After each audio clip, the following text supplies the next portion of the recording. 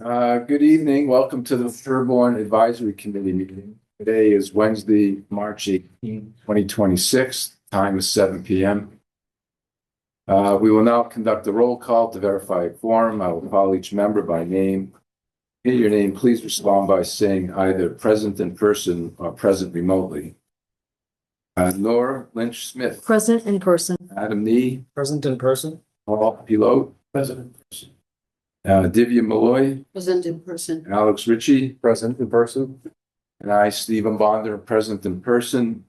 George Pucci is unable to attend this evening. The roll call indicates that 6 members are present in person. With a quorum confirmed, the meeting is called to order at 7:01 p.m. Since all members are physically present, all votes during the meeting will be conducted by voice. The agenda for tonight's evening is as follows. We will not review minutes. We haven't distributed them. We'll do that the next time. These will not be taken in order. But to be covered tonight will be some 3 reserve fund transfer requests for the Woodhaven and Leland Farms public water supply improvements, the Norfolk Agricultural School, and the Fire Department engine repair. We will be reviewing operating and reserve fund budgets for Recreation, Board of Health. We will get presentations on warrant Article 7 to rescind borrowing from prior year town meeting articles, and Article 8, improvement and embellishment of cemeteries, and we'll conclude with any advisory committee member reports.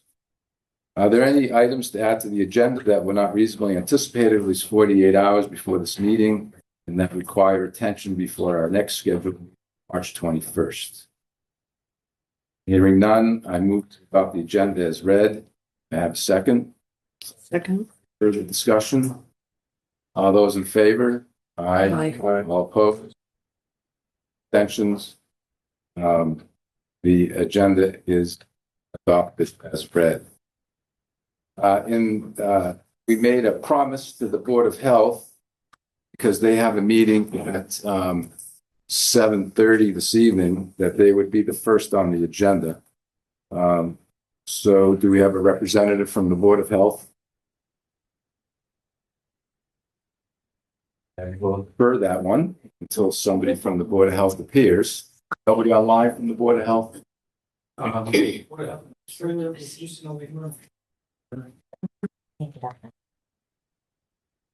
Daryl Beardsley here. Okay, Daryl, who's going to present the revised budget for the Board of Health? Sarah presenting? Sarah can present if she would like. Stephen, and I'll be the default. I'm recusing myself. Okay. Nora is excusing herself. So who's presenting? Is Sarah present? I am. I'm Hi. just dialing in by phone, so. Okay, I Sarah. can Welcome. present. Okay. Maybe a good starting point for you would be to just go through the changes on this last revision as compared to the one that you previously presented. Sure. I don't have the original in front of me. I might be able to pull it up. Sorry. Most notably, though, we were able to reduce the Board of Health agent primary hours.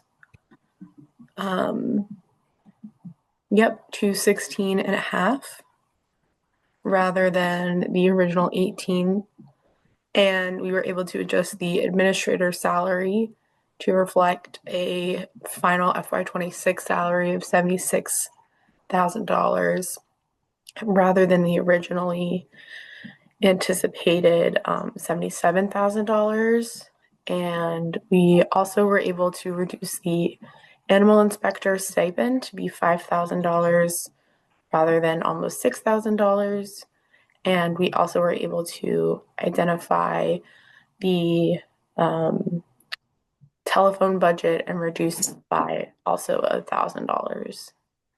I believe those are the major changes, getting us to the final of $193,249.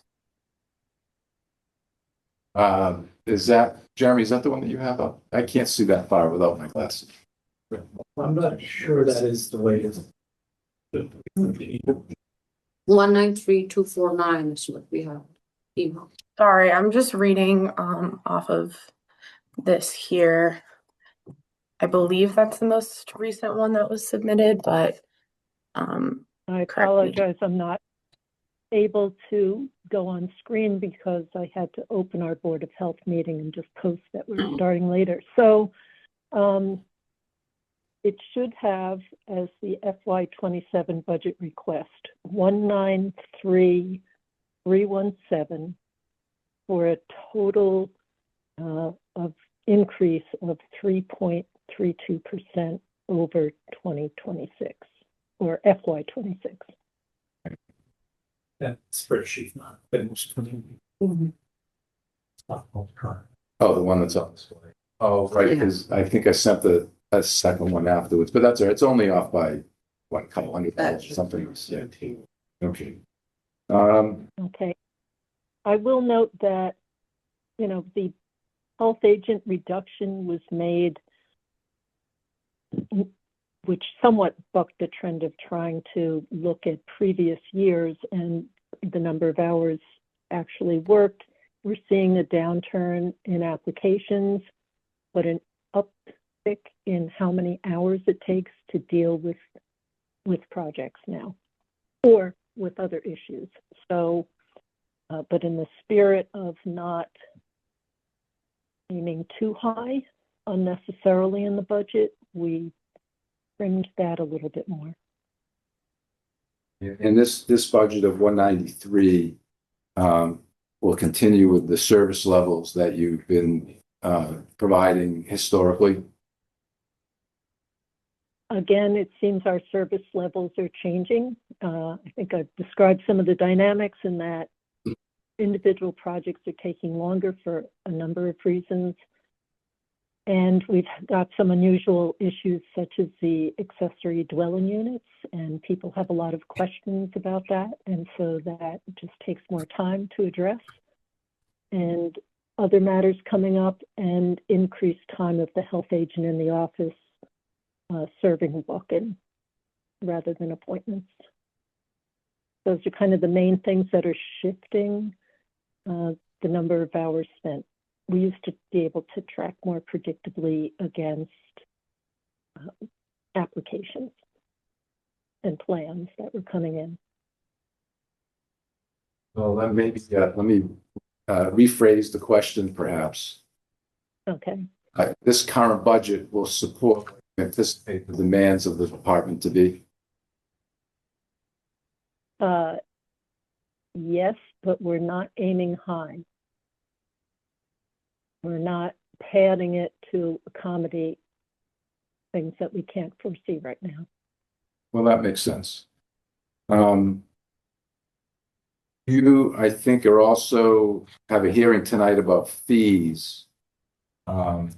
You have a sense as to what if you took your new fee schedule and compared it to what your application rate was for fiscal 25, what would you anticipate that increase to be as just as a baseline? Okay, Sarah is the best person to answer that since she's run all of those numbers. Yes. Sorry, I'm just trying to pull it up here. I don't want to give the wrong number because we had originally done it by calendar year, not fiscal year. So I'm just going to find it here. Sorry, everybody.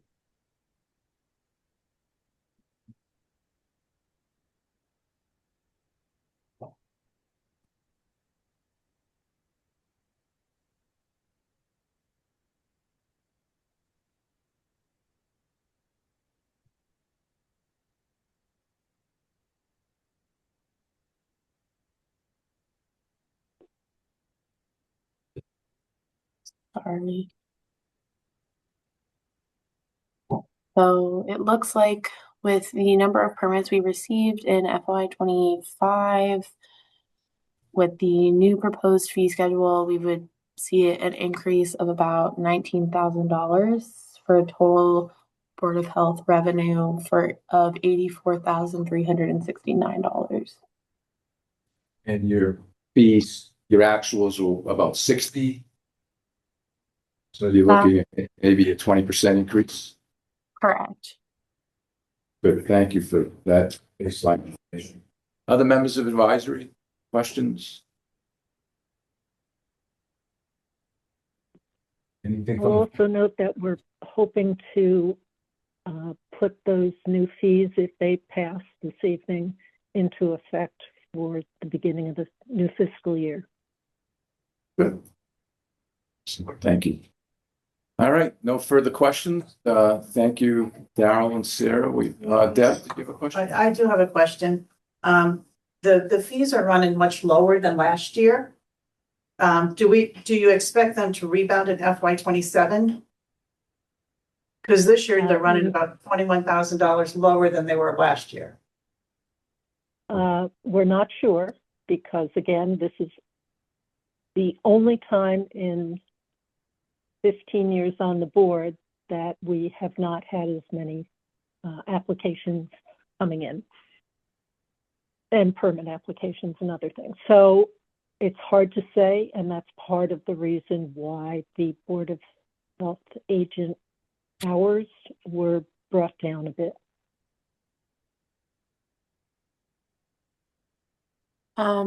I can show you if the advisory committee would be interested in looking. We've found that the most accurate sort of comparison of the applications that we get is the number of new listings in real estate. And I was able to graph that over time since 2015.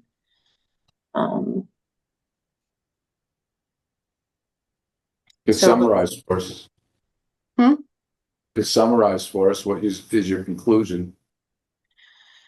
It looks like the real estate market is tilting slightly upwards a little bit more. So I would say that potentially you might see some more applications, and there are conversations that are being had that we're hearing of more applications coming in. But as Darrell has said, it's not really possible to predict it. All right, very good. Any final questions? Thank you. I appreciate your time this evening and for submitting this revised budget. We appreciate it. Okay, why don't we jump over to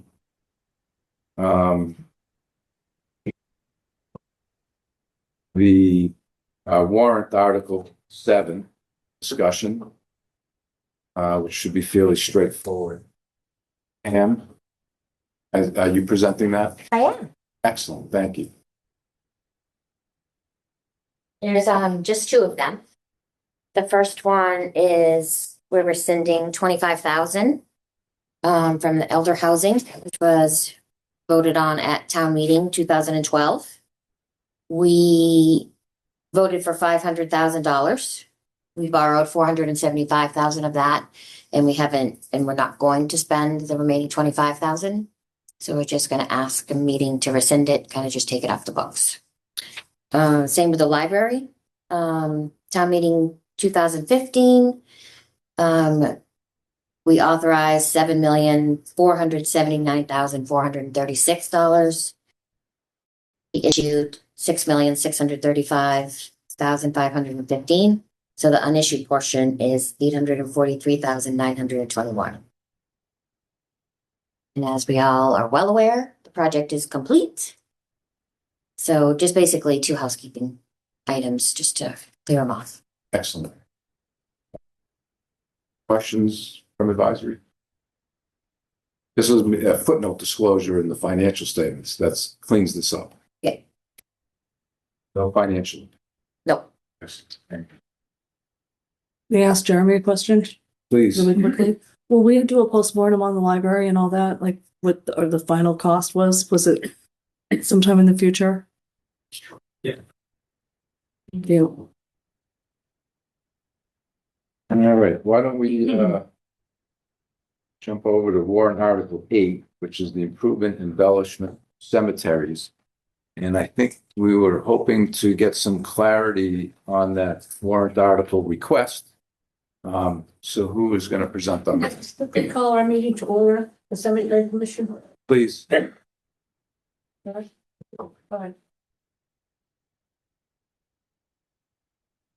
Okay. I don't know if you wanted us to clarify, but I don't know what you need clarified. I think we were left it off the last time. It was unclear as to what your objective is in that warrant article. And you'd just like to get some clarity on what that is. I think a handout that you can display on it. No. I will, once this gets displayed, so I guess my understanding is that there are essentially 3 pots of money on the books. One of the pots is split into 2.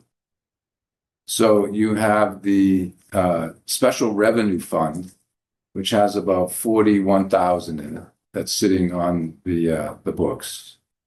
So I think that's your enlargement fund. No, to me. You have a trust fund, which is invested at Bartholomew and Company. And that's the expendable perpetual care and the non-expendable perpetual care.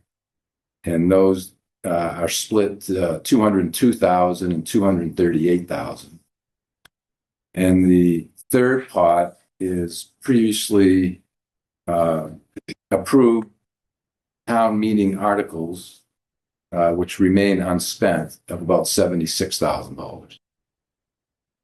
I think, but we want to clarify that your request is to transfer some, if not all, of the 40,897, which is the special revenue fund, to the expendable perpetual care trust fund. Is that accurate? Yes, the money that it comes from actually comes from the sale of lots. Correct. Okay, yes, you're correct. Okay. And is this a housekeeping matter, or what is the objective of why you want to make that transfer? Because we can't use it as long until the town releases it to us. We talked years ago about, could it be a revolving fund and all? By state law, it can't be. It has to be done every year. And it used to be part of that little budget thing that we have at the beginning where the articles are all just going to go through with no discussion for years and years and years and years. It did that. And all of a sudden this year it's blown into this huge thing. So I think, and I don't want to put words in your mouth. No, it's okay. But we want to just clarify, so we write the appropriate motion Yes, for the town meeting. yes. That I believe that some small amount has to stay in the special revenue fund. But you want to, let's say, transfer 40,000 into the expendable perpetual care trust fund. And we have to change the wording of the article and drop 3 words from it. And this is at Deb's advice. Okay, can you? Well, the difference is when the money goes from the enlargement fund into the perpetual care account, it cannot be used for embellishment or enlargement. And the way the article is currently written, it says enlargement and embellishment. Any monies out of the perpetual care can be used for care and maintenance. So those words need to be eliminated either in the article or the motion. So the article, I would assume, can't be changed at this point. So it would just be a clarification of the motion. Would be an amendment probably to the motion. Well, we haven't written the motion yet. Oh, okay. So that's why we're trying to address it now. Now, you said a care and maintenance. What about improvement? Improvement as well. Okay, so care. We can always use more that says we can't use things that aren't in there. Okay.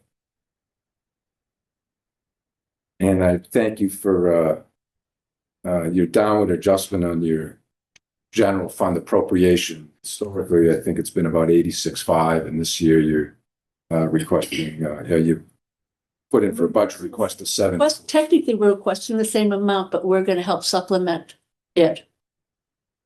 We're not actually lowering the budget itself For the cemetery commission, for the cemetery. but the amount of the appropriation is going. Am I correct, Jeremy? You agree with that? That's the way that the budget was submitted. Okay.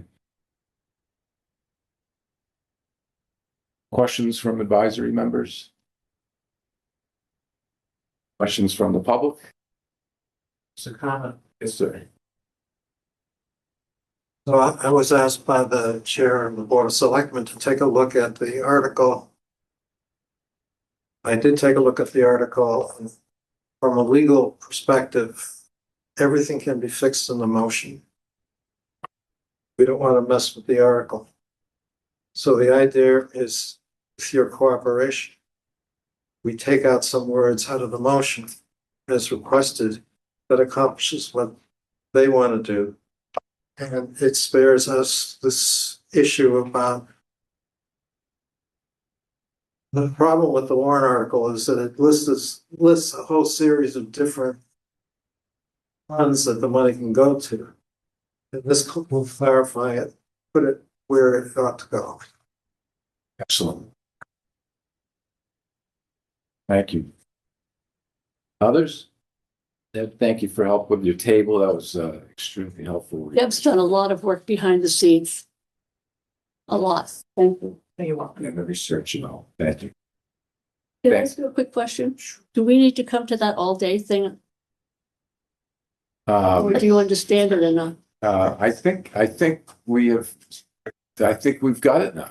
I think so. I'm just curious if we have to come to that thing. Oh, I'm sorry. Thank you, Jeremy. We will need a number. A what? We will need Oh, the amount. Deb will give you the number. Okay. The amount? 40,000. Thank you. Leaving 897 or whatever it happens. 97 around. Thank you. Excellent. Is that okay that we don't have to go to that? You do not, because it'll be part of the consent agenda. How And about that, guys? I think we, No, we used get it to be under able to control. watch it at home, and then you knew when to get in the car and come down here. Uh-huh. And now you can't watch it because I don't think it's on TV anymore. it will be on Zoom. I don't do so. Neither do I. I don't blame you. I don't have a cell phone either. Some people do. I bet you have a cell phone. I don't. I'm with you. Thanks, guys. Thank you, Thank you, Jeremy. Jackie. Thanks for giving me all the information and getting us down here. All right, that concludes the Meeting. All right. Why don't we jump over now to reserve fund transfer requests? Why don't we do Deb, are you going to present the Norfolk Agricultural? I can. I didn't know if Jeremy was going to do it. Oh, Jeremy, Either way, it's fine. either way, you guys duke it up, whatever you want. Yeah, give you, you want to go to that now?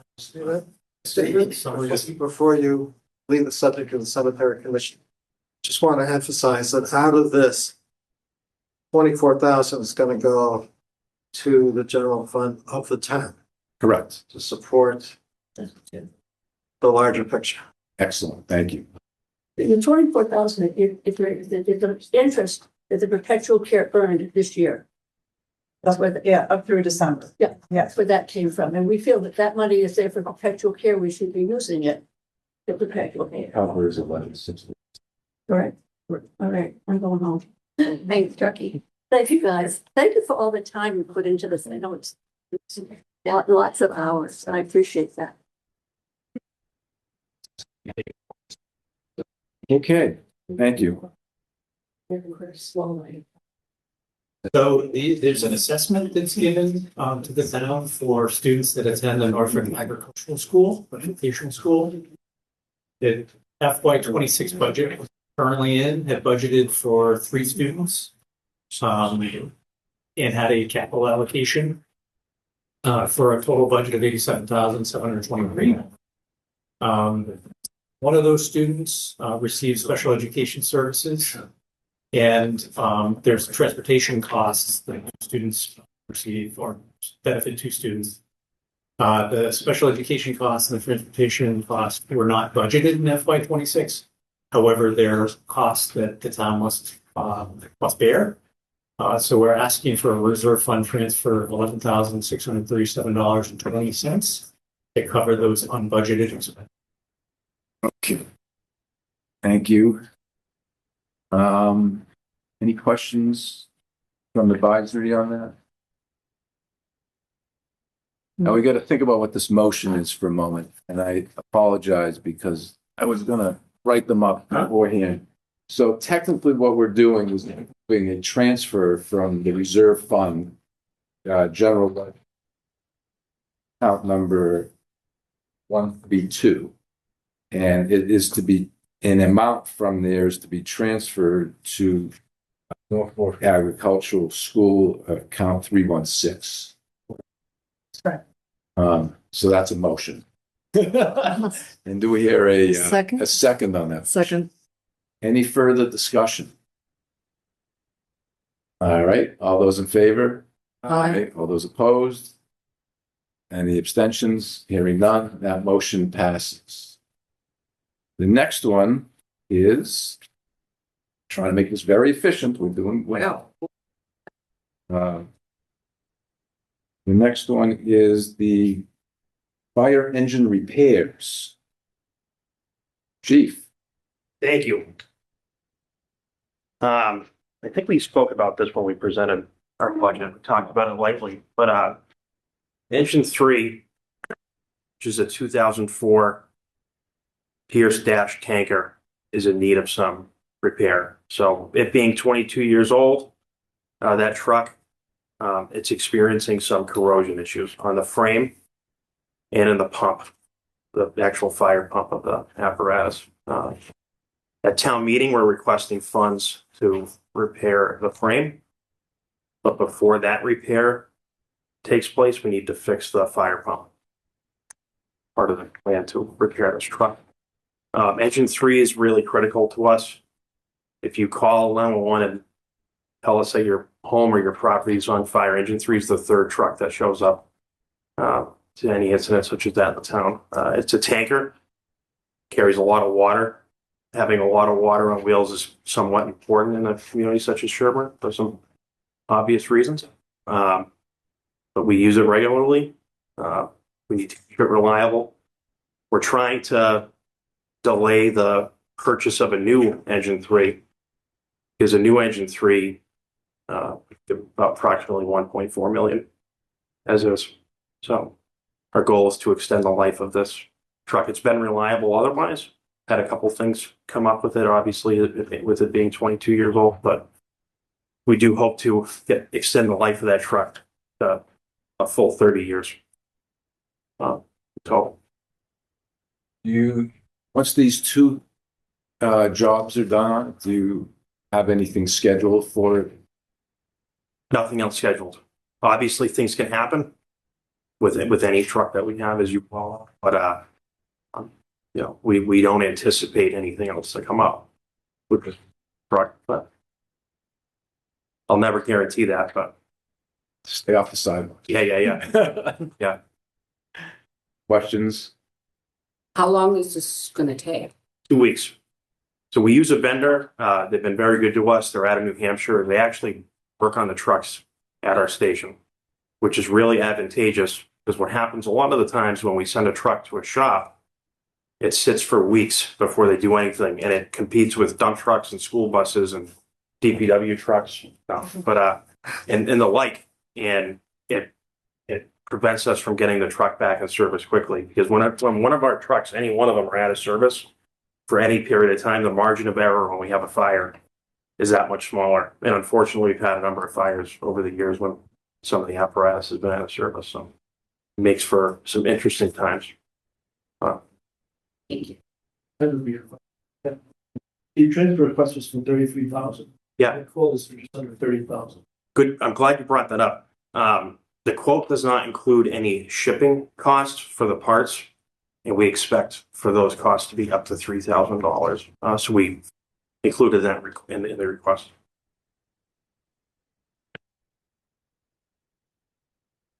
All right, I make a motion that $33,000 be transferred from the reserve fund 132 to the fire department account 220.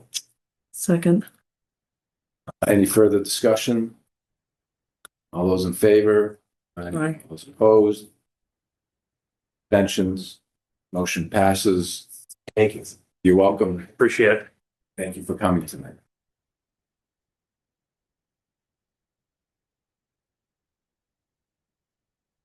Last reserve fund transfer request is the project of the Woodhaven Farms Public Water Supply Improvements. On your way. Good evening. I'm not sure how in depth you want to go into the project, but just a short history for those that don't know. Woodhaven and Leland Farms are basically two different complexes, essentially on the same piece of property. So a handful of years ago, it was suggested by DEP, and we followed up on that to actually combine those two public water supplies. They're regulated by DEP, but for obvious reasons, having two on the same piece of property wasn't really financially feasible. And there was other reasons for water quality and everything else and water treatment that it was advantageous. So the project, in essence, was the combination of the two. There's 4 wells in total that supply. 3 were for Woodhaven, 1 was for Leland. So we combined them, added onto the system at Woodhaven, and now they're acting as one. The project is essentially complete. The way these things happen is DEP approves the plan for construction. You get into your construction, and then during that time, they come out and do some inspections. They give you a final inspection on the actual plumbing and then allow you to start operating. That starts basically the testing phase. So we're in that phase. You know, there's a frequency where you're testing the water to make sure that it's, you know, what you were trying to achieve is happening, and you could possibly make adjustments. So we're in that phase now. What we encountered a few things, but the major thing was the timing. We estimated that the project would take about 3 weeks. Not the full project, but the shutdown of water. You can imagine once they shut it down, both complexes needed water, obviously. It's not like a school where you just shut it down in the summer. They all live there. So there was these huge stainless steel tanker trailers there that were getting fed. So what we had envisioned and thought would be 3 weeks turned into about 7 weeks before DEP was satisfied to turn the systems back on and let us start working. So that came with a pretty high cost. And so that represents the biggest cost overrun. At this point, what we've decided to do, there was going to be an elder housing committee meeting, but that actually got canceled because one of the members got stranded in Virginia during the storm the other night. So there's I don't see it up there, so I can't see the exact number, but elder housing committee is going to kick in 43,000 and some odd to cover a portion of the overage. The town has holds a fund that the Leland trustees contribute to, and that's going to kick in 15,000. And then this reserve fund transfer is for somebody else. Read it because I can't see it. 58,364.24. Thank you.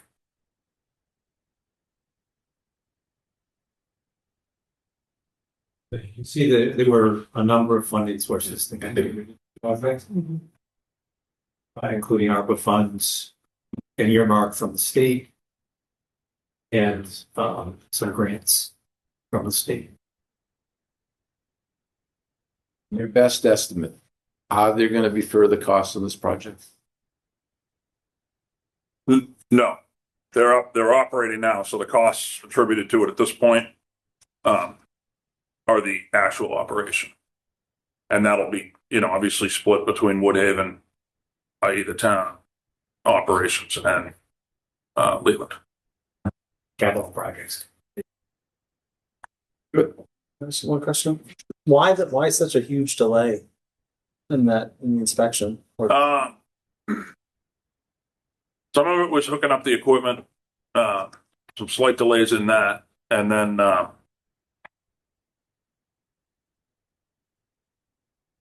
the coordination with DEP and the inspection, and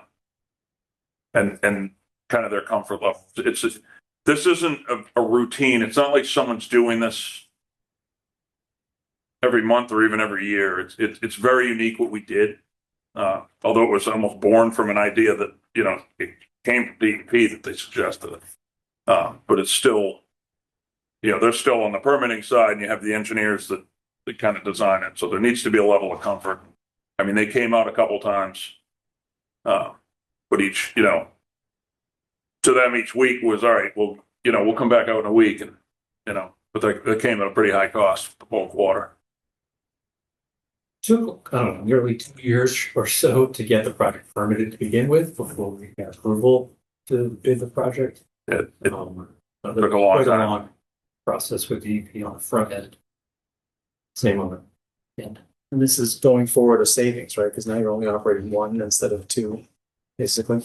Yeah, we're hoping to see that it's certainly a savings from what we would have realized, because both systems would have had to do the treatment that was added separately.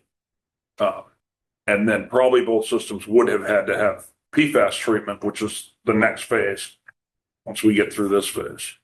And to be operating two separate ones, it would have been more capital costs. I mean, there was a lot of capital cost invested in combining them, but going forward, it's one single treatment rather than two systems. So The original nexus for the project was that there was additional treatment needed that would add water supply to help with reducing corrosive materials that were in the raw water. That's the main project, and then combining the water sources made sense at that. It didn't start as a combination project. It started as additional water treatment that the state was requiring for the water. I suppose as a separate policy matter, there'll be some discussion about metering and supplying the water to the two facilities. oh yes, So the operations going forward, will be based on water in the two sites. 43% Woodhaven, 57% Leland Farms. But it's just assessing the operating cost. And do you come up with a rate, or you look at some? I mean, how? I think we'll do it off of actuals. We'll assign the actual costs to them. What are the costs of running the well? What are the costs of providing the water? Retaining the services of a licensed treatment operator, or since it's a public water supply, you have to have a licensed operator. So we have a company called Whitewater to run our systems. For those of us who are old enough to know what whitewater is.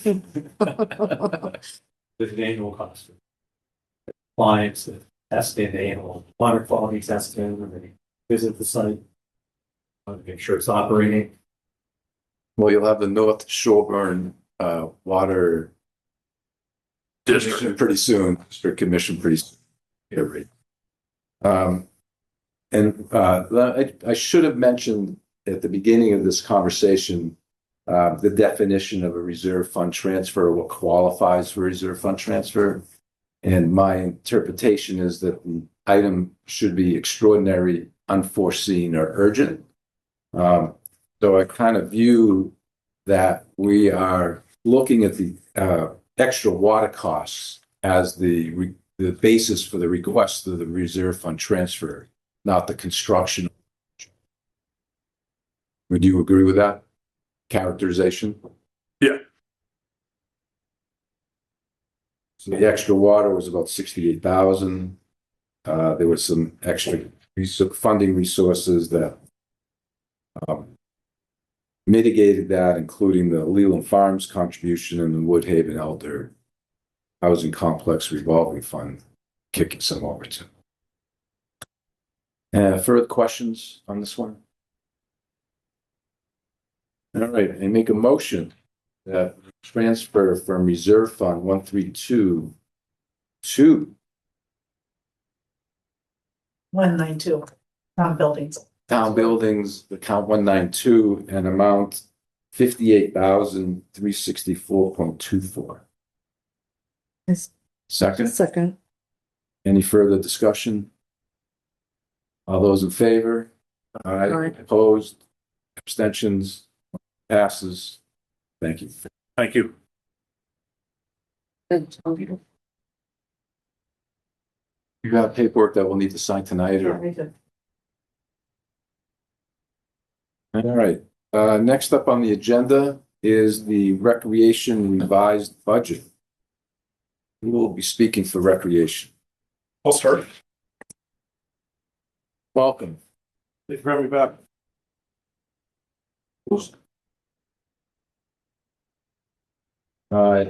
Whoever is speaking on behalf of Recreation, if you would just introduce yourself, that would be helpful. Yep, I'm Dave Welch, Recreation Coordinator. Pat President, one of the current commissioners. Welcome. So what we have currently is the latest version of the budget is from the annual for the fiscal 27 appropriation 100,000.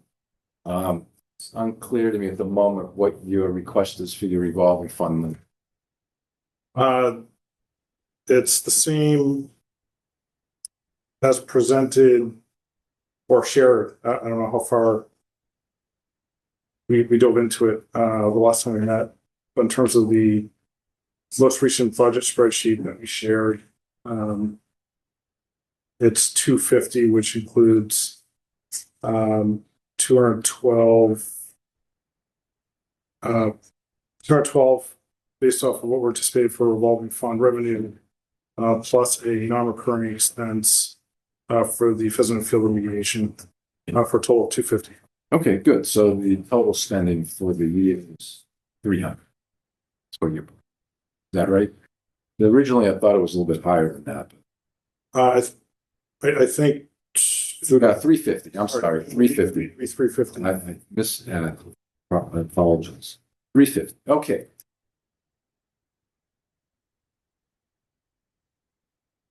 Yes.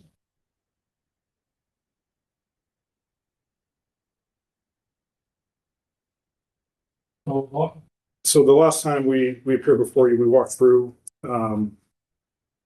this budget and we started to get into questions. My understanding was, in part due to me being to leave at 9:30, that he wanted more time to ask additional questions on the budget. So does anybody from the advisory have any specific questions they'd like to ask at this point? Divya? Hi. How are you? Hi, Pat. Yeah. Yeah, you're right, because this is a continuation from our last meeting. Thank you for coming back. Yeah. I think we started with me needing to understand in a little more detail how it went from 67 to a 100 is where we start. Correct. So if we can start there, that would be great. Right. So I think the main difference was what we reviewed last week, but I think it's what we're doing again is because that's the difference between the draft budget that was 67,000, and then the approved budget by the Recreation Commission was which was the 100,000, which is before you right now, is the on the bottom left as you look at on the operating fund. You have up there right now. Thank you. Yep. Was the difference between four applications versus 6 applications for the fertilization and weed control, and 2 applications versus 1 application for seed. So what we have been doing over the past few years is overseeding once a year. The recommendation for a high-use turf facility is to do it twice a year. Similarly, as it was, we control, I think we were doing like 3 to 4 applications per year. And the recommendation is 5 to 7. And so the Recreation Commission, when they were reviewing it, felt that you should be doing the recommended care for the facility and not below it. And so that's why they revised it, that portion for the field maintenance. I want to point out, as it relates to the 6 applications, that if you look at the cost per application, roughly $2,000, I think, is what we're anticipating. That covers 3 facilities in terms of acreage. So the reason why is if you're going to do all 3 facilities, just to be clear, closer to 66,000. But if you're only doing 3 facilities, which is specifically Jameson and Laurel, that's what the 6 applications would cost. The reason why we chose to use the lower number on a per application basis is that if we do a remediation at Pheasant to improve the drainage, that already includes within it, as part of that process, on the backside of it, a top dress with seed and fertilization on top of it. After they deep tine the field, add the sand, the end treatment of that is, so it's already going to be getting fertilization and seed twice a year anyway. So that's why that number on a cost per basis is 8,000 instead of 11,000. Can I keep going, Stephen? Please. Okay, so. Okay. So moving from there to your revenue, Okay. your revolving revenue fund, no, revolving fund has, so you had total revenue of 10,216.50.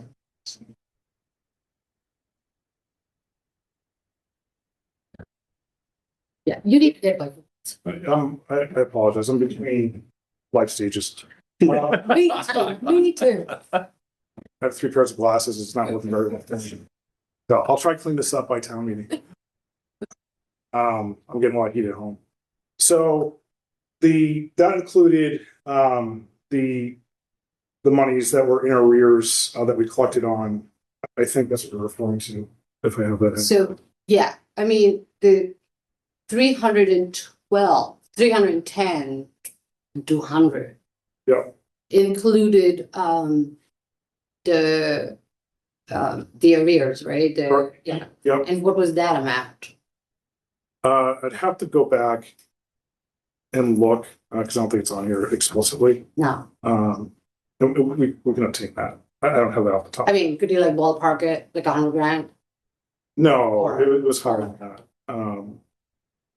But I'd want to give you an accurate number and not just Okay. throw a number out there. I think, for the purposes of developing this budget, off to the right, in columns L through N, on an accrual basis, looking at what we've done over the past 12 months, if you can see that up there, that's what we're basing our revenue on for the fiscal year budget request of 27.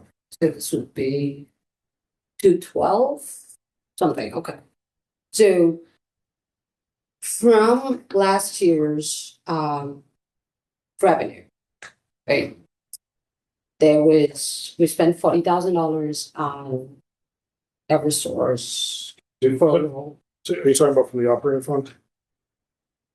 So there was $40,000 that was spent for an Eversource capital investment for Laurel. That was out of the operating budget. overall, so the $40,000 ideally should have come out of the revolving.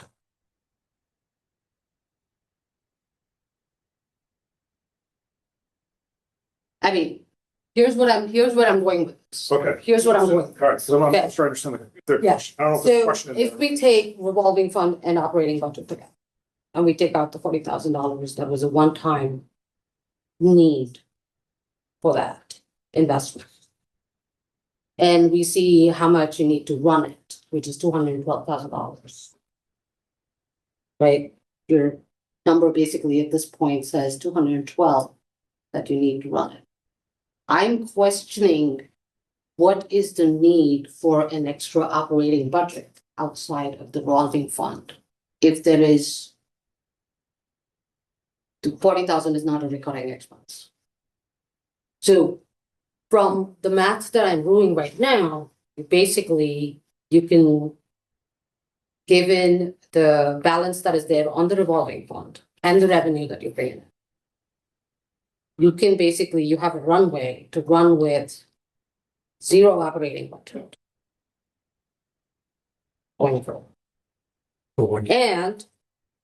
And this is, and I know there's discussions around fee increase. Right. That is going to bring in more money into, Maybe bring in more money. may bring more money, Yeah. ideally would bring more money. Right. into It should. Yes, Sure. right, but this is something we spoke about right in the beginning, right? Yeah, there's no disagreement. You gotta increase the program fees plus fees, because it's a simple business problem, there's a need, there's a resource, right? So I am questioning that need itself of an operating budget coming out of taxpayer dollars. Okay. So, Can I just build on this question for a Go moment? Just to use as an example, fiscal 25. That's the period that's closed out, most recent period that's closed out. Between the revolving fund and the 150,000 from the appropriation, the spending was about 291,000. So it was 140,000 from revolving and 150 from the general fund, let's call it. So let me just ask you about a couple of items that are included in that 291 spending to try to bring down where the normal recurring run rate is. So Carolyn Cooney, what she during fiscal 25 was about $14,000 worth of spend. What does Carolyn's firm do for the recognition? so Carolyn Cooney, in, make sure I have it correct. Tennis or something? She's survey and engineering. She did provide survey and engineering for the tennis court project. Okay, so that's a It's fiscal year. non-recurring capital related. Okay, good. We're getting there. Also included in that spend rate was 40,000 for Eversource, and we know that goes to the Lawler Field project. Petrucci Construction, what kind of work do they do? So they originally, if you go back 2 years, they were the firm that helped renovate Jameson One baseball diamond. And following that installation, they assisted with doing the diamond preparation to open the diamonds for the spring. So there was part of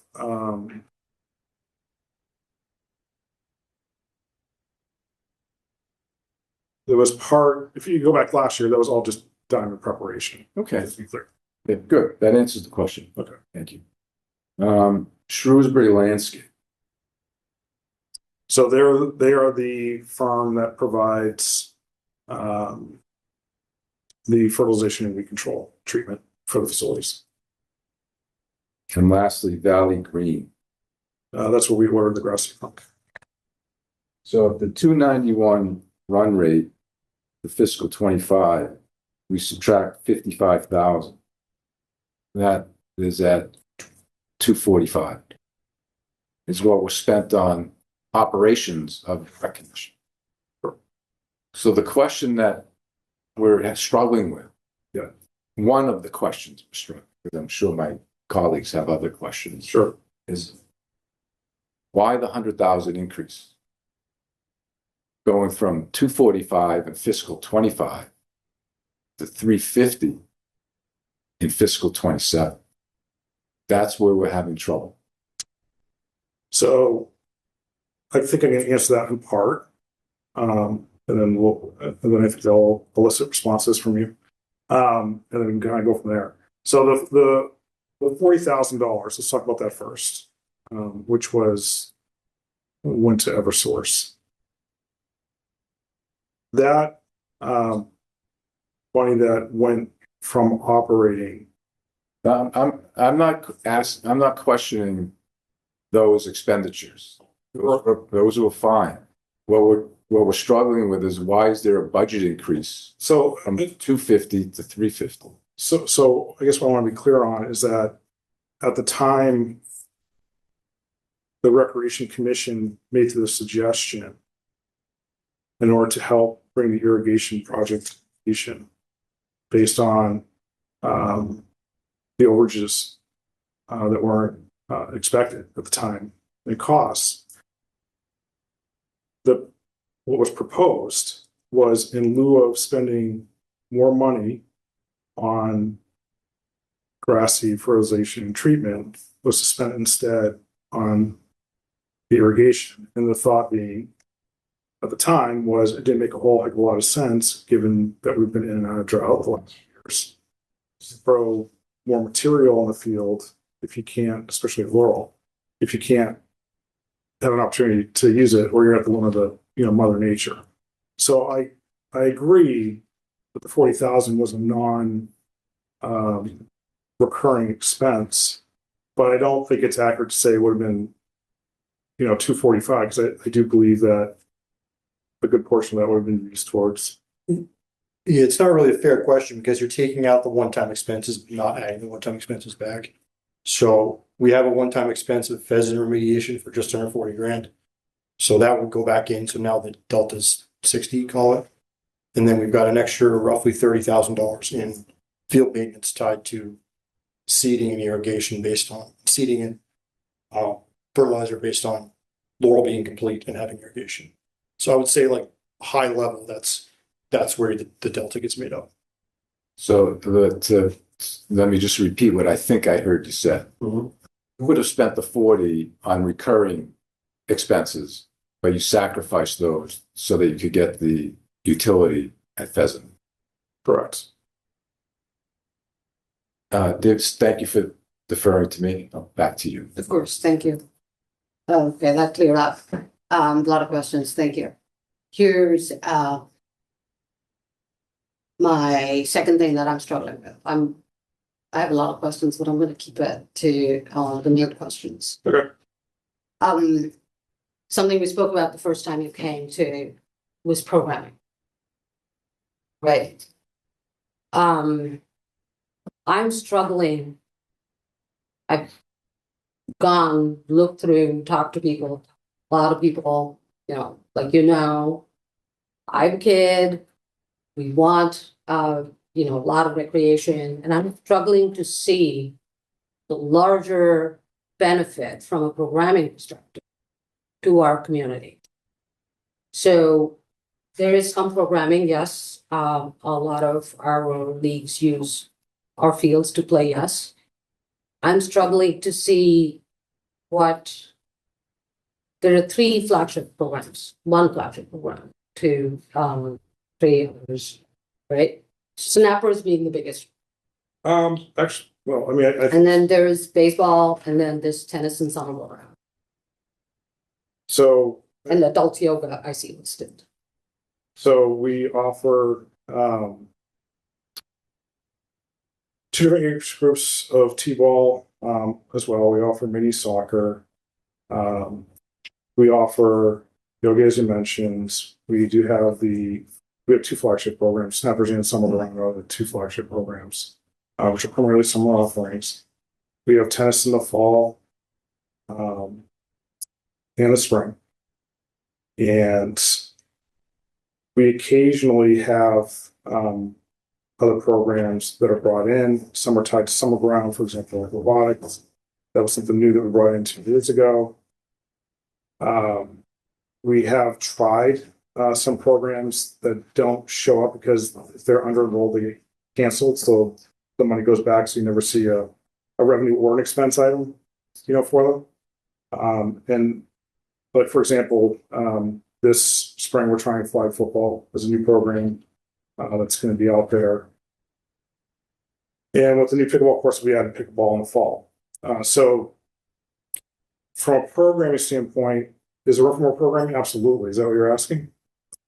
I think yeah, no, I probably missed a couple of, flag football wasn't listed on the website and I never had to deal with it, but I think I'm having more of a philosophical question. Okay. Philosophical struggle with this concept of having recreation in our town.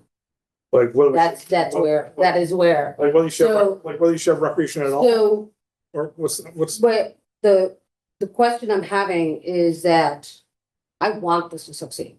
We want all of these programs for our children, our youth, our, middle age, our population across ages, right? But for now, I'm seeing this entire from the numbers that primarily recreation is doing, bringing in money and focused more on field rentals, which I don't see benefiting the larger town from a programming perspective. And I'm struggling really hard because I want to make a case and I can't find a reason to make a case to say why the larger taxpayer dollar should be going towards what is primarily field rental business. Which is where I'm stuck. So for me, my proposal would be to say at this point, you have runway, there is balance in your revolving. There is fee increase that is being discussed to bring in more revenue. There is runway. What I would propose, and I'm hoping my colleagues would support me on this, would be to say we will increase your spend limit on revolving fund for this year. Reduce your operating budget. Come up with a plan, like a vision for what recreation would do. And I will be the first one to support it. Going forward, I feel like we're at a spot where we're, especially this year, especially now that we're against the wall with our town finances. We are, clawing back a couple of thousands of dollars from everywhere we can, just to not go over. I feel like this is a good time. This is a good time to revisit what recreation does.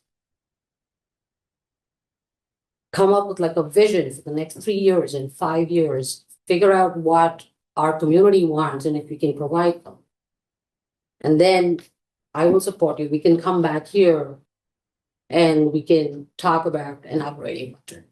But right now, as it stands, I feel like I cannot support this ask. I think we can all agree that we all want more programs, but I think growing a more functional, better department for the community, cutting funding is not the answer for that. And we're already an underfunded department compared to most of the municipalities around us. And we're obviously a new commission. There's a bunch of us that are trying to work with all the local organizations to try and improve the fields, improve the facilities, improve the programming, which, to be frank, that has not been brought to my attention as like a major need of the town thus far. So, and we certainly agree that in going through this exercise of talking to other communities, talk to Dover, I've talked to Carlisle, I've talked to Medfield, and understanding what they offer, there's a lot of great information that we can draw from and improve those. But, we've put together a budget that to me is pretty clear and there isn't a ton of wiggle room in here. Like most of these expenses, if you go through them, are annual expenses that have to be paid one way or another. The only place we have flexibility is maintenance. And are we really gonna cut on our maintenance the year that we finish a $550,000 irrigation system? So, I understand that, you've got issues with the programming and you think the department has had issues over the past, whatever, 4 or 5 years, which it certainly has. But, if an already underfunded department, I don't think that cutting the funding is gonna make your concerns better. I agree with you that the new commission coming in, I really appreciate after our conversations that you've gone and looked at our neighboring communities and what they do. I definitely do not believe it's comparing apples to apples. In our case, in what we have in, our community. And I also agree that, our community needs more, and I'm happy to hear that you're willing to go that way. And that is where I want to see this going, but I do not agree with saying, give us the funding and then we'll figure out what to do. I think it has to be, here's the plan for why we need funding, extra funding, what I see the 100 grand as. Here's the plan for the next 3 years, and this is what we would need to get there year after year. Not saying, because I'm not looking at it as, hanging anyone out to dry. There is runway with the current revolving fund balance and the incoming, hopefully increased revenue, which is a good idea. Right? So there is runway. There is money to run this operation, as I see, for a year with all you need. I just don't understand that extra $100,000 coming out of the operating budget, which is the general fund, going from the taxpayer dollars for this year. So Divya, question for you. So if, like, I agree, there's money in the revolving fund as a healthy balance right now. I guess my larger question is, from an advisory standpoint, as you look at our budget, because the concern I have is not so much maybe the next 12 months, it's really the fiscal year 28. Right. So like I could see us, okay, well maybe we'd be fine, maybe. If everything, recreation is a bit of an unpredictable business in terms of what happens, with cancellations. We don't control the weather, we don't control West Nile virus and things like that. I think we're working really hard on trying to develop new revenue streams, try to mitigate some of that uncertainty that we're going to have year to year to year. I think my concern from a fiscal standpoint is how close do you want to cut it, on that revolving fund, and in terms of what's prudent in terms of how low that balance can possibly go, between now and fiscal year 28. And so, on one hand, I agree with you. I think you could actually find a way to maybe pull this off, for the next 12 months, with the runway, to use your term. My concern is that prudent, or to what extent should you do that, or is there something in between that'd be more appropriate or reasonable, so you're not taking as much risk? Regarding the revolving fund, it's always, prior to several years ago, was dollars in, dollars out. That was operating. So it wasn't like people were trying to build up the revolving fund. So I really, it was, and I can pull up the numbers, but I'm not going to right now, and I don't, it was dollars in and then dollars out, and the 15,000 was, for lack of a better word, kind of that excess if you needed to, if you needed it. So there was never a buildup of reserves. No, I think for recreation, there was a special allowance made that they could build up a revolving fund to use on their capital budgets. I understand, I'm saying, but in the past, Yeah. But no, you're right. I mean, I looked at it as well, at least as far as I can see. I mean, what you're telling me was reflective of what I saw, which was like basically they tried to keep it, it was in and out. Right, so I I think don't disagree. getting operating budget confused with what your budget, I mean, everything, your operating was always under I revolving. think some of the stress or angst, It's not anymore, so why are we having a conversation? Okay, Pat, we're having the conversation because in 2021, it was, from what I understand, I wasn't part of that at that time for fiscal year.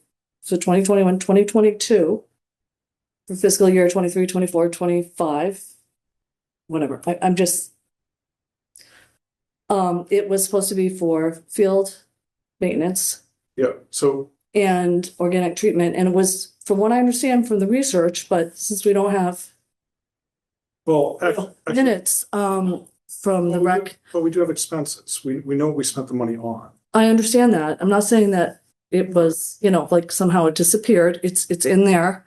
And it would be nice to kind of see it all spelled out from you, for, to say, all right, where were the fields, just to have, but anyway, let me just finish Okay. the thought here. So it was, from what I understand, the research path that I did, and speaking with people on, at the time, that it was going to be revisited. Like, let's get these fields in tip-top condition because artificial turf was voted down. So, and I'm sorry to keep hammering it, but that's really what the intent was. I know it's in the operating. I know it's, nothing is, a violation of the law. It was in the operating omnibus. Maybe perhaps it should have been done differently. Maybe the capital request. I mean, it's just, and then the other problematic thing was the billing. So you have this kind of influx of money because it hadn't been, for some reason, I'm still trying to understand why it wasn't billed. But so it's just messed up the last couple of years because it's been this like super high increase in the revolving, which really should never have been there. It should have just been, dollars in, dollars out. And we were supposed to come back, from what I understand, at some point to address that 135 increase to see, do we need that? Can it, so we're just trying to address Yeah. that. And So if I may, prior to it going up to 135. So where I did spend some time, you asked me a lot of questions. Thank you. on the email that Yes. after our big intense Yes, meeting. yeah. And so, where I did spend time, because I was trying to figure it out myself, and I had some of the same questions you had for my own edification, was really like, what was the profile of expenditures prior to the 135? Like, what world were we living in, persistently as a recreation, commission before that 135, kicked in? So I did spend time on that, and I don't think this exactly helps or hurts anyone's particular point of view or perspective. It's just what it was back then. And so what I found was in the 3 years preceding, 3 years preceding the increase to 135, we were spending almost nothing on fertilization, weed control, and grass seed.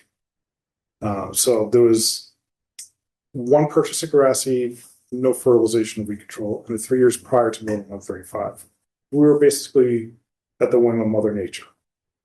And I think you could take that a couple different ways in terms of what's been done since then, successfully or to what extent or not. But that's where we were.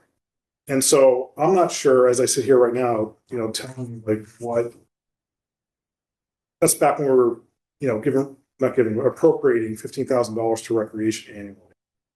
So if you were to ask my opinion, I'm just one person. This is not a recreation perspective.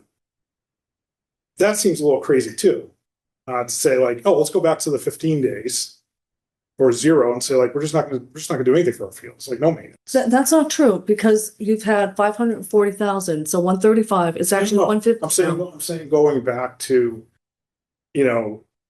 a period where like, hey, we used to just give $15,000 a year. Yeah, but when you were only giving $15,000 a year, you were doing almost nothing for the fields. And I don't think that's a great thing either. That's not necessarily true because you had that revolving fund that was, and then No, unfortunately, it's combined spending between and operating. Mhm. I looked at. Okay. So it is true. We only spent 1 year on grass seed and we didn't do really much of anything else besides that. DPW never did anything? Sean's still here. I know he isn't, unfortunately. We could ask him. Uh-huh. But I can tell you, at least from an expenditure side on the recreation end of things, that type of spending only appeared after that town meeting where it increased to 135. Uh-huh. And so I think the answer is somewhere in between in terms of, yeah, okay, maybe 150 wasn't the right number or one, combined. Uh-huh. I don't think 15,000 was either. I think you probably want to do a little more support, whether it comes out of exclusively out of revolving or not. I would hope, if nothing else, we could agree on, irrespective of where it comes from, that if you want to maintain a high quality athletic field, that you would still want to use fertilizer and grass seed. And Of course. okay, so I think at that point it becomes, where's that money coming from, right? And how do we do it? And I think for good, bad, better, or worse, and I think what the direction we're looking for from advisory is, if we're going to take care of these fields, how should we do it, and where's that money coming from?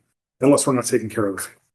So I just want to interject myself here for a moment, if I could. Two quick questions. I think that what Nora's point might have been is over the last 4 or 5 years where you got the extra money, I say that in quotes. Can you tell us a little bit about how those fields have evolved over the last 4 or 5 years? Are they in better condition today than they were 4 years ago? So what I can tell you is that because I walk the fields every day between April 1st and November 1st, when we have consistent non-drought conditions, they're in great shape. I take pictures all the time in the fields. I'm down there all the time. I take pictures when they look awful. I take pictures when they look great. And mainly because I want to be able to say, okay, well, this is why, we're having trouble here. This is why you need irrigation. Oh, well, this is why this field looks great, because we're taking care of it. My understanding for a high traffic field is even in the absence of an irrigation system, you really do want to do the best you can when you do have favorable weather conditions, because that's what's going to help you as you go into drought and out of drought with maintaining as much of your field as possible. It helps you recover more quickly. I think it's worth noting, a large percentage of that money hasn't been spent. So will you repeat A that? large percentage of that money has not been spent. So our current revolving fund budget is close to $300,000. And You mean the balance? the balance, yeah, which is a product of having the operating fund, of course, right? We wouldn't have a balance of close to $300,000 if we didn't have an operating fund for the last 4 years. And Yeah, I think we can acknowledge that. And a lot of that money is going to be spent over the next 12 months, less than that, 6 months or 3 months to finish the irrigation project. So close to 200,000 of that's going into the irrigation, correct? No, 132, I believe. We've already spent 40 in Eversource. That was out of operating. Yeah, but I mean, at the end All of the day, right. Well, I'm kind of treating them the same because we're pulling out of operating if we're not using those exclusively for certain expenditures. They're sort of so you're saying in totality out of recreation between operating and revolving, are we spending roughly $200,000 in irrigation? Yes. Over the course of the project, yes. Yes. That is correct. Okay. And then at the end of the irrigation project, we'll have another 100,000 sitting in revolving. So I don't think that the quality of the field improvement has been seen yet. I think after this year and into next year is really when those funds and that appropriation of money will take I it. appreciate that comment, and I don't understand it. The operating budget has been spent, correct? Yes. Yes. So when, the number of years that the operating budget was increased, those monies are gone. Right. Correct. Yeah. And I'd just like to say the operating fund, the operating account, but there's really, it's just. Okay. So I just want to continue on my line of questioning if I could. The projected revenue of 212, how would you allocate that between field rentals and fees you charge for programming? I'm not sure I understand the question. So, all right. I'll rephrase it. All right. 212,000 is your projected revenue. Correct. You have revenue, you describe it as program revenue and rental revenue. Field rental revenue, yep, that's correct. Sorry, I didn't see that detail before. So 120,000 is from third-party rentals. So you're in the field rental business. And then program revenue is for kids and adults who participate in programs that you sponsor. Correct. So I think the question for the community, does the town want to be rental? And what's the rate of return on it? Because it feels like every year it's going to take more investment in order to generate $120,000 worth of revenue. I don't know that the expenditures cover the revenue that's being generated by the business of renting fields. I think it's worth noting the vast majority of those rentals are go-to clubs. So it's, Well, I mean, maybe nominal, I mean, well, usage wise, but not monetarily. but not monetarily, because the rate's significantly higher for the outside clubs. So that's kind of the dilemma. So should the community at large, and this is for the community to decide, this is town meeting is going to take this vote. We're going to make a recommendation, which we think is in town's best interest, but ultimately the community decides, does it want to be in the field rental business, which to me is an enterprise revolving fund. Because theoretically, we're using debt to build the stuff out in many cases, and that means that it should be a supporting enterprise. Even, you say, well, maybe it comes out of free cash, but it still means that we have to raise debt for other things. So it's a debt-funded program. I just don't know that there's a rate of return on it. To me, it should be you're not charged for any of the debt service. That's not included in your budget. So it's even a little bit, this is probably appropriation expenditures are probably understated. So my current thinking is 50,000 from appropriation. And if you want to spend 350, then use 300 from the revolving fund. And I think the extra traveling sprinkler is still open, and I think that should come from revolving fund too. And then that should bring you down about 25,000 in revolving, and we'll cross the bridge in fiscal 28, because we have a whole other set of issues to deal with in fiscal 28. This will be just one of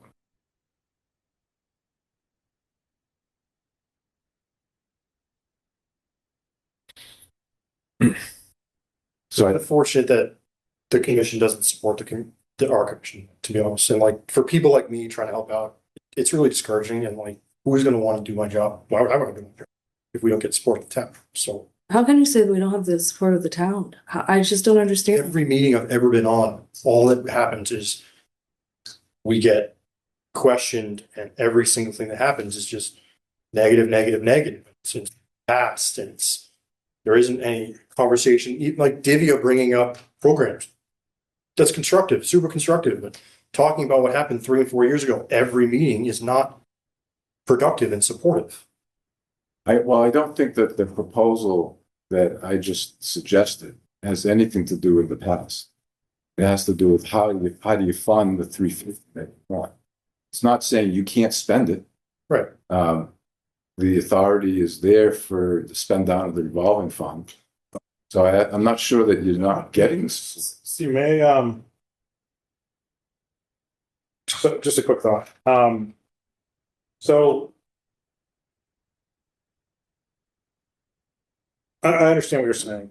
Thank you. My concern in trying to achieve a vision, over time, say over the next 1 to 3 or 3 to 5 years, as it relates to program. So, for the sake of argument, if we were to add 10 programs next year, in fiscal year 27, between the bookends, and we're able to generate for new programs, small programs, a good number would be like 3,000 per program. Maybe registering us at $150 or something like that. I don't know. That may be way too optimistic. But let's just say you did that. that would generate, potentially $30,000 in revenue, additional revenue. But it's also going to create another, $20,000 to $25,000 in expense. Right. People who are doing it. Right. And so, when I think about our budget, our revolving fund limit, it's not structured in a way to incentivize new programs because you have a hard cap. And so if you're doing no new programs, that means you need to, Rob, here to pay Paul in terms of what you were planning on using that budget money for. Then you come back and you ask for an increase in the revolving fund cap. Oh, so if we come back mid-year and we're like, hey, we added 5 new programs, we brought in 15, Yes. we're spending extra 12 on supporting it. Okay, Absolutely. Yeah. Yeah. all right. You could go either in front of select board or advisory to have that review. Just similar to what you did when you came for the 135 or the 130. Okay, so as long as we do it before year ends, Yep, if we're in that situation, that works so well. absolutely. I just don't want to suffocate ourselves unnecessarily. No, I think that would be welcomed by the community to be offering programs that the fees cover the cost. I think that's a perfect example of the purpose of the commission.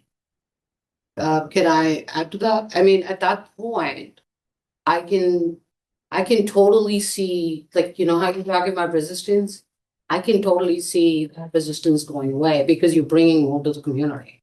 So I feel like this has to be a positive outcome from this point on, right? With trying to understand and plan out where it is, because like I said, Stephen also agreed that it looks at this point more as a field rental business. And I really appreciate that the Dover urban teams get like a subsidized because our kiddos need to get out there. Yeah.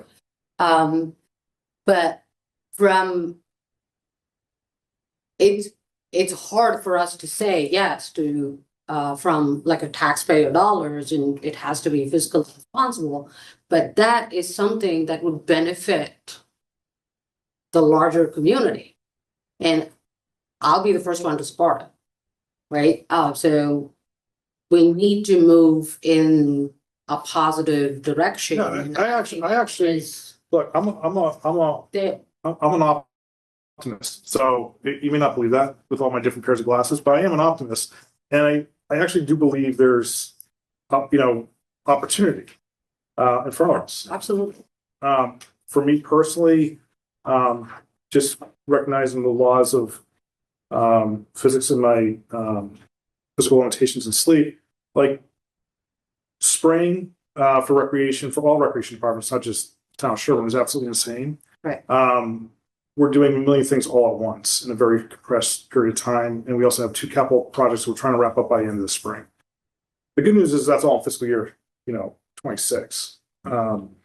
If we're able to successfully complete our projects on time this spring, I have more bandwidth in fiscal year 27 to pursue some of these things. Right. So Pat, I just want to build on your question about how community does support the activities of the rec department. Last year, the town meeting voted for over $600,000 to do the tennis courts and pickleball court, and it allocated free cash and American Rescue Plan money to do the Laurel Field. So I think from a capital perspective, town has been very generous in trying to build out facilities. I think what we're asking for is for those things to pay for themselves. So those activities to be self-sustaining as opposed to drawing on more capital from the community. I understand that, and that's obviously ideal, but that's, in my research, is not consistent with the rest of the neighborhood. Yeah, every community has a different I understand approach to it. I get there. Yeah. But, and there's been to be totally honest, to me, a significant lack of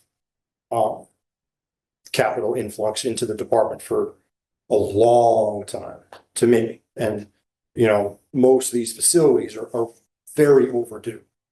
And it's great that we're chipping away at it. And the tennis courts is a great project and the irrigation is a great project. And these are two huge things that are really going to hopefully improve the facilities for many years to come. And I anticipate that at some point, the commission will be looking for capital for the Jameson complex as well. For sure. So, yeah, so I just wanted to make that point that there is tremendous community support. Mhm. And at the risk of being redundant, we're asking the commission to the extent possible to be self-sustaining in the operating of the activities. Steven, guys, a question related to that, please, because I'm new to this all. Your guys just big picture with respect to kind of how all the fields run and the outside rentals versus like internal programming.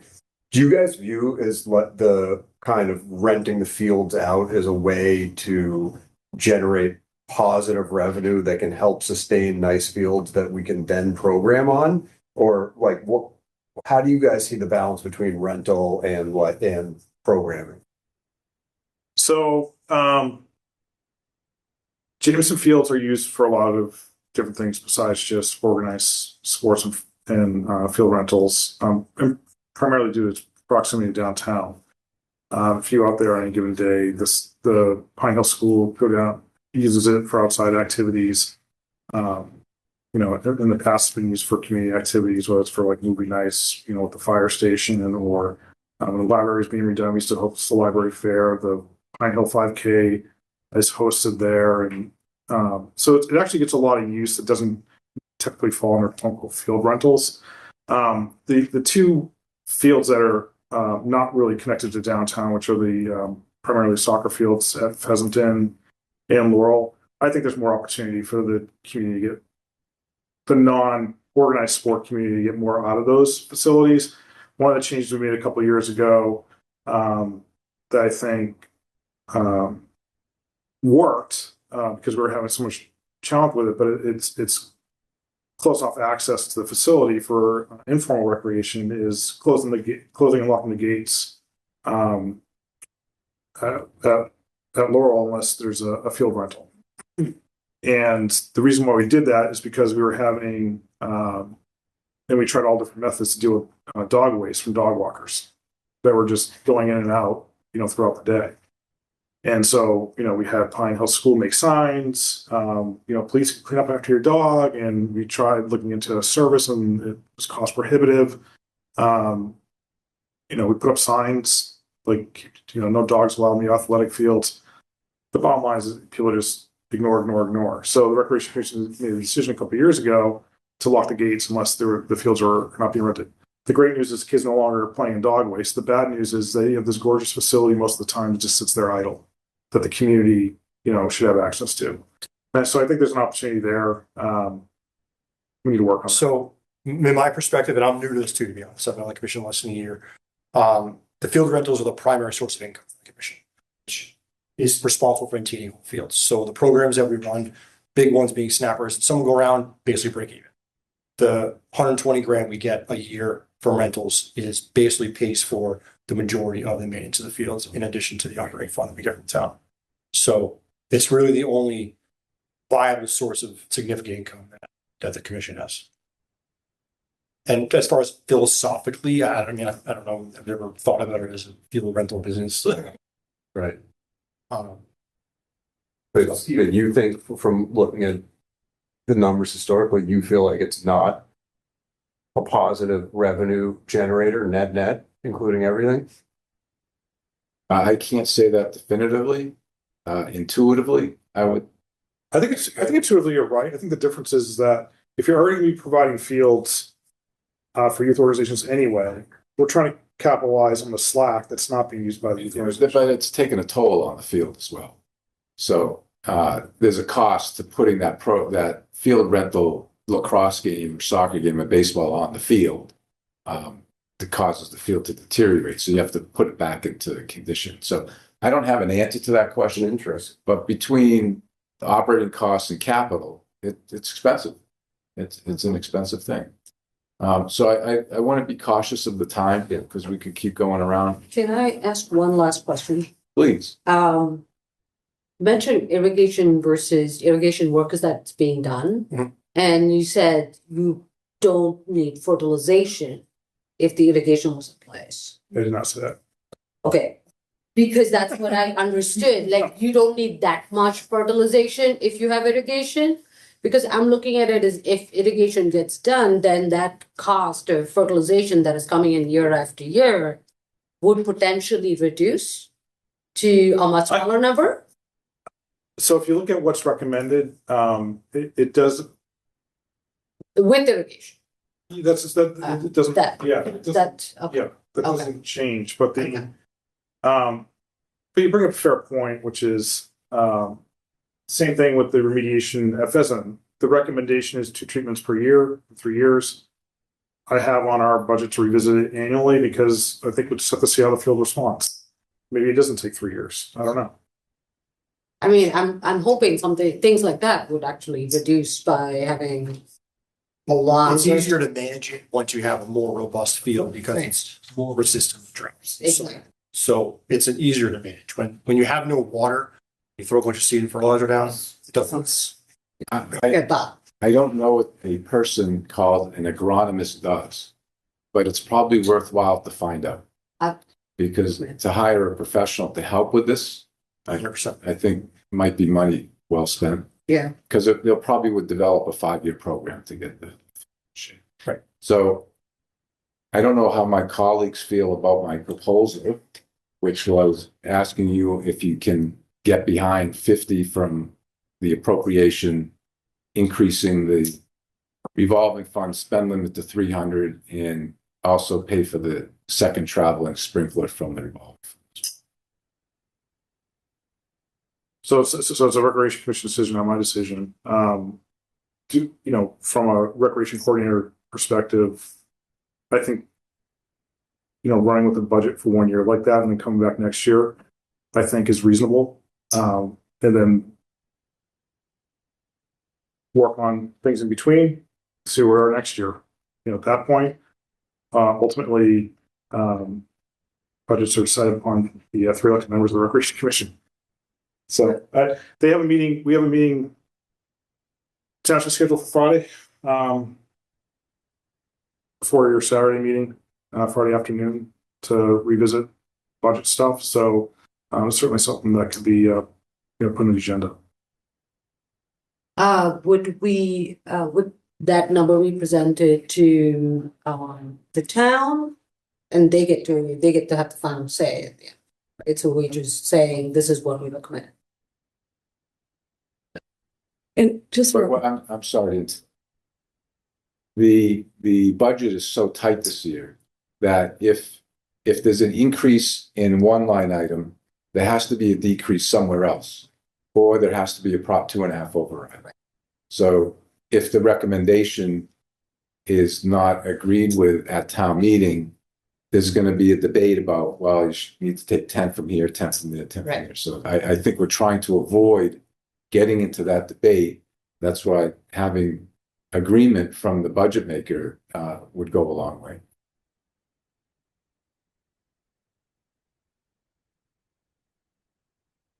and the only reason why I bring up the past is, as you probably heard today, what year was it that we voted for the library, $1 million?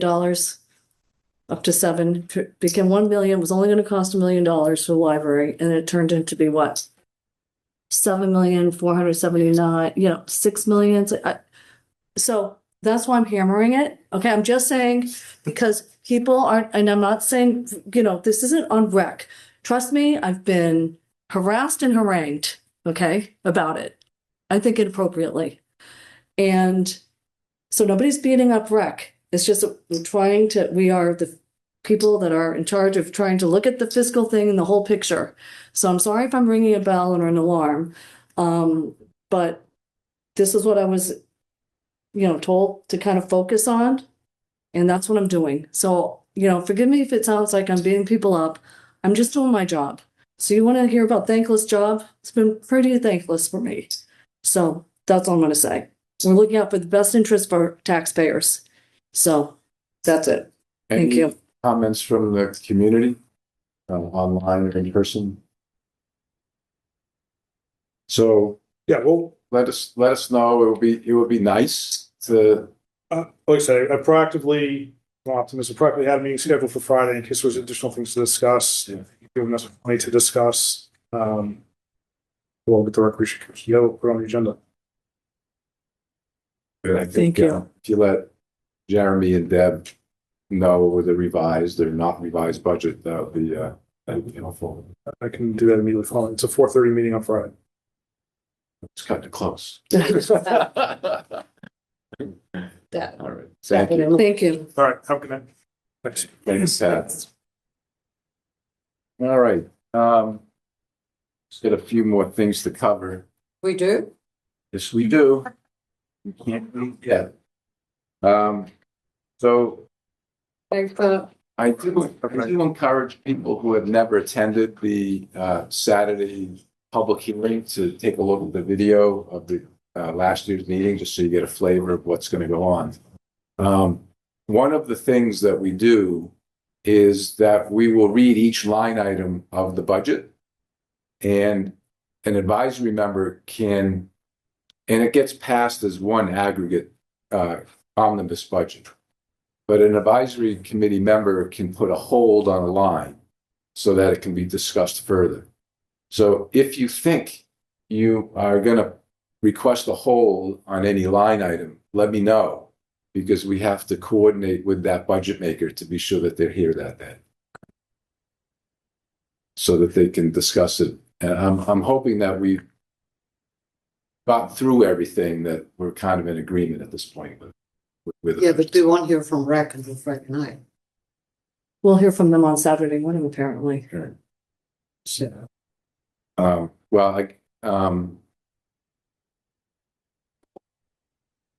Again, it's our recommendation. So if we, how do we feel as a group about what we want to put in the recommended budget for Saturday? I mean, they've asked for the 100 and the 250, the 100 and the 250.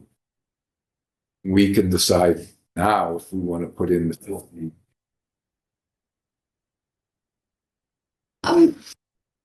For me, from a larger community perspective, what would be what I see that will get more consensus easily would be the going back to the 15 that was from the operating budget, but that's me hardlining it. I'm okay with slightly above, but maybe increasing the revolving fund to, what was it, to 300 would be where I stand. Well, 300 for the revolving fund limit. And what are you suggesting for the appropriation? 15. And I'd like to see, projected invoice it, trying to. Revenue. Project it for the field, for the maintenance, for the bills, for like, we have.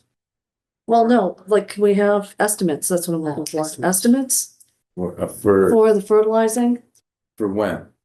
Well, I'm just saying, I had the questions, I still have not, I mean, I wasn't gonna go into it, but I had all those questions that I sent to him from months ago, even the first time we were here. To ask the rec to fill out the expenses, but I'd like to have estimates for what, FY 27. for FY 27. Adam, where are you coming out on this? I can't tell if 50 is just kind of an arbitrary number. Well, where that comes from is if the spend rate is 350 and they generate the 200 some odd $1,000, then at the end, their revolving fund would be somewhere between 25 and 50. And then they'd be spending from that as well, the cost of the second traveling sprinkler. Mhm. So it would bring their fund balance down. 12, yeah. So if the 350 spending rate is a good rate, which they seem to think that that's what they need to spend. It seems like field rental, the fees are going up. The oversight and vigilant and diligent billing is gonna happen.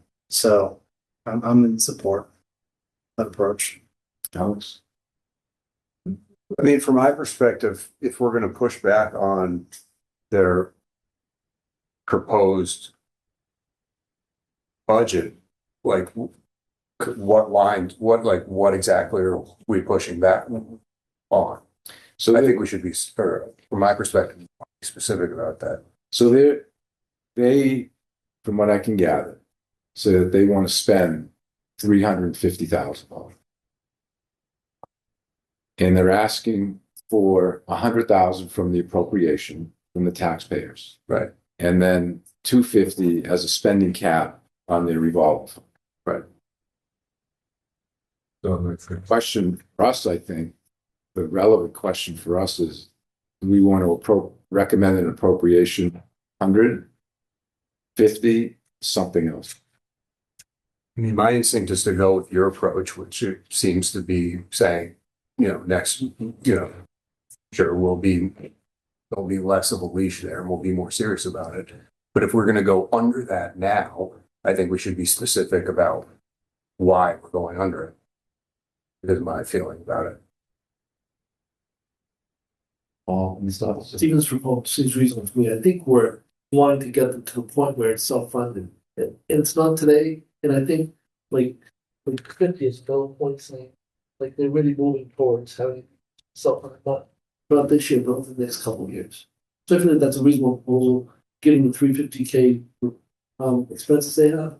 It's also a movement in the right direction, which is towards having self-funded.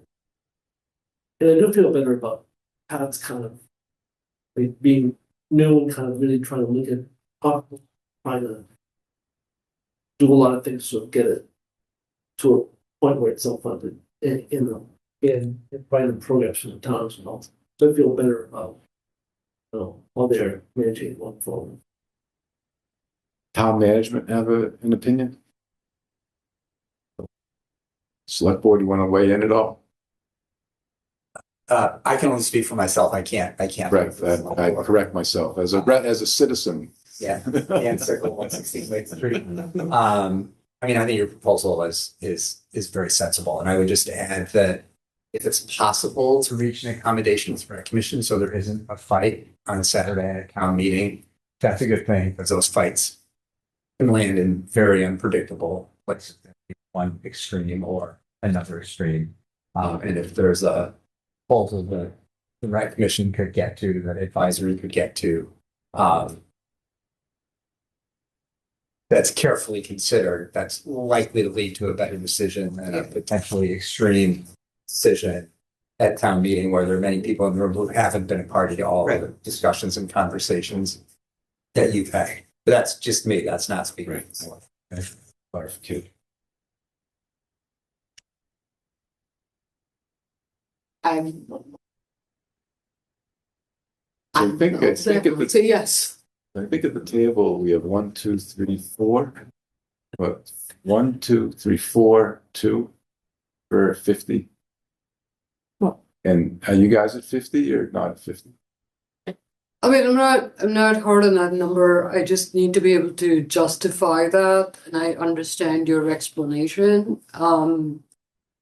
And from my conversations independently with the commissioners that I've had in the last few years, they are open to the idea, which would hopefully we get to see a positive movement on Saturday.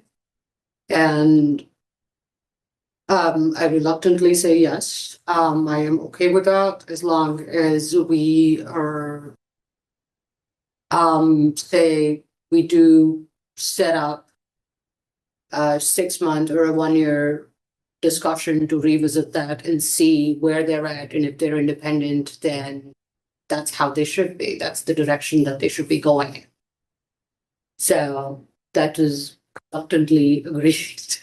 I reluctantly agree also. I think it's a move in the right direction. I would like to see, invoices be sent out. Would like to see not holding invoices for 9 months. I'd like to see, cash flow. I do believe with all, the number of conversations that I've had, independently with, the commissioners and many citizens in town that are, involved with rec as participants, as runners of leagues or anything, that we all want to see positive movement, everybody that is involved from here on. There is, I mean, there's definitely need for accountability across board, not just rec alone. So I wouldn't put that as, that's not the hill I'm gonna die on at this point. So So let's, for purposes of discussion for Saturday, we're gonna recommend 50. And then we could be swayed by public comment. We'll hear what other people have to say, and we may change our mind. It's not the final number certain until we vote on. Thank you. and how does that look? So so on Saturday, again, if you get a chance to look at the video, I think that will give you an idea as to where we're gonna be. We're gonna go through the first 7 or 8 articles are gonna be a consent altogether. They're fairly routine. We've discussed them. We'll hear presentations from the Sherborn School Committee, the Regional School Committee. Emory will do a presentation. And then we'll hear on the other various presenters from the other articles. The Land Acquisition Committee will make a presentation. Planning Board will make a presentation. And there aren't that many articles this year, so I'm looking forward to a smooth discussion. What time should we arrive on Saturday?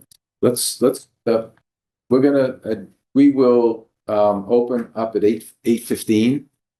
Then we'll open up the public hearing at 8:30.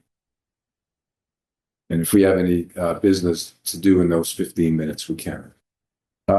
We have a meeting scheduled for, I think it's April 1st, Wednesday, April 1. I cannot make that meeting. So we can either discuss having it on April 8th, or we can have a conversation about whether we need a meeting or not. I think we will need a meeting in April before town meeting.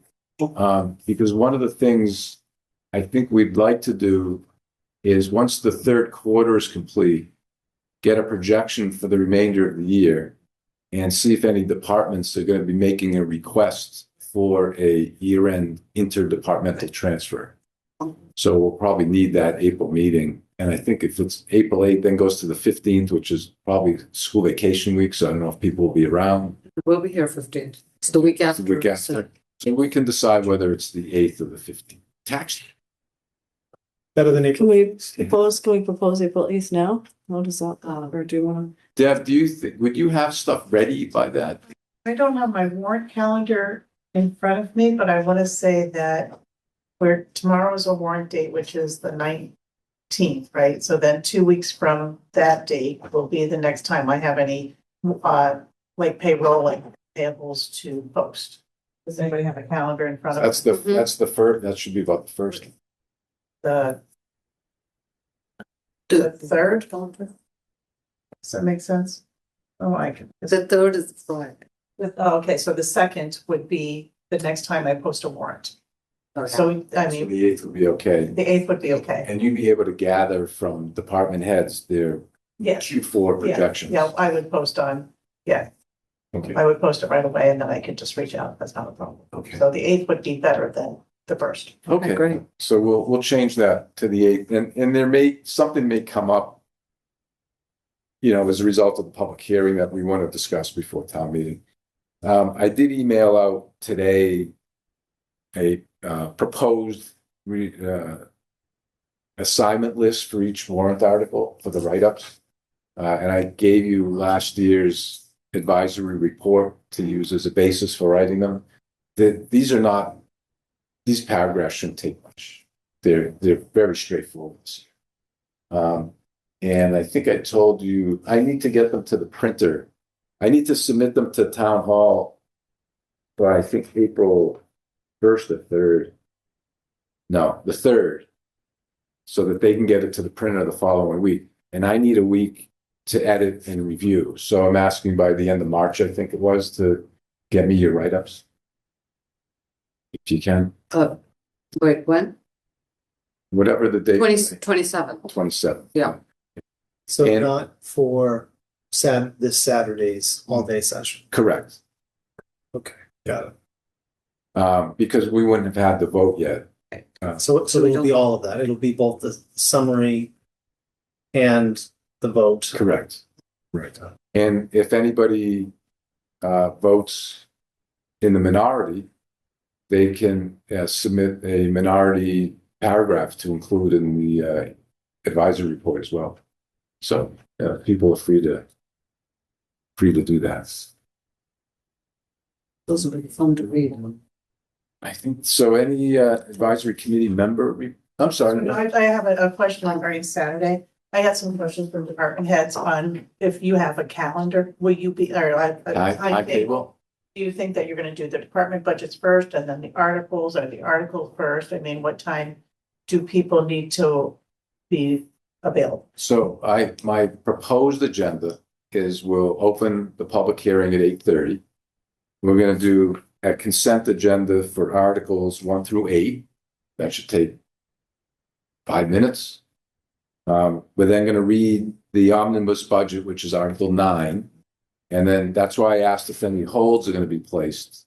So we can notify those department heads if they're gonna need to present or be available. I don't know as we sit. Can we just kind of get an estimate right now of what departments you think you're gonna put a hold on?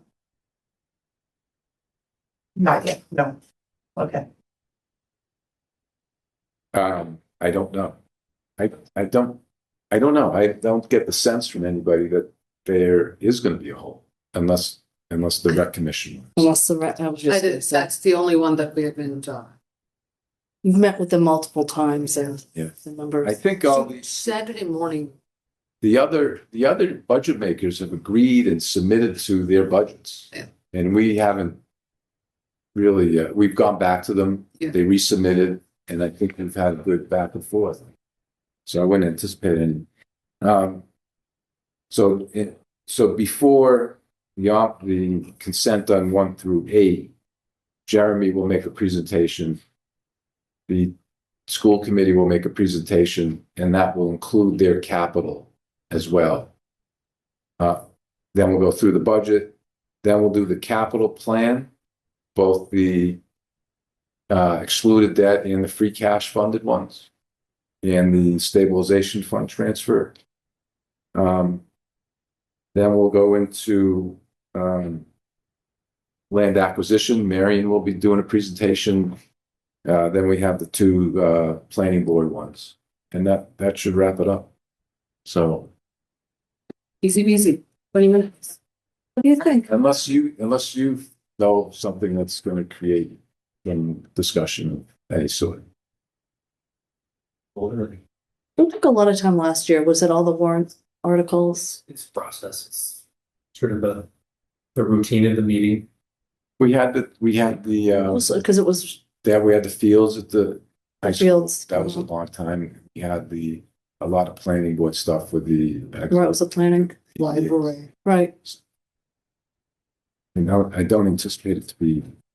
I don't It's not going to be more than a day, and And he's very, he's optimist. He's an optimist. I think about what can go right, not what can go wrong. Sure. I'm gonna bring us something back. Diane ordered lunch. Do you think we'll be here for lunch, or should she cancel? No. We need lunch. You think we'll be here until lunchtime? Yeah. Yes, It goes quickly, and that's only 3 hours after we start. That's what I'm saying. As long as Paul brings some treats like you did last year. Yes. So, Right. any other advisory committee member reports? I met with both Concom and Borough Health, and we officially have their revised I'm tired. Revised budgets, designate remains that in his model.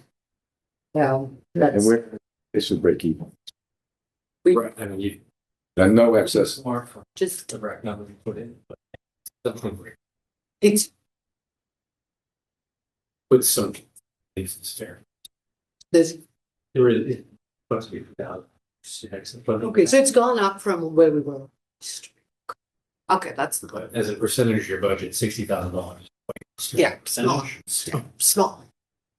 But it's not triggering a need for the other discussion so far, so we'll take that. All right, anyone like to make a motion to adjourn? So move. Second, Second. all those in favor? Oh, we are adjourned at 9:02 PM.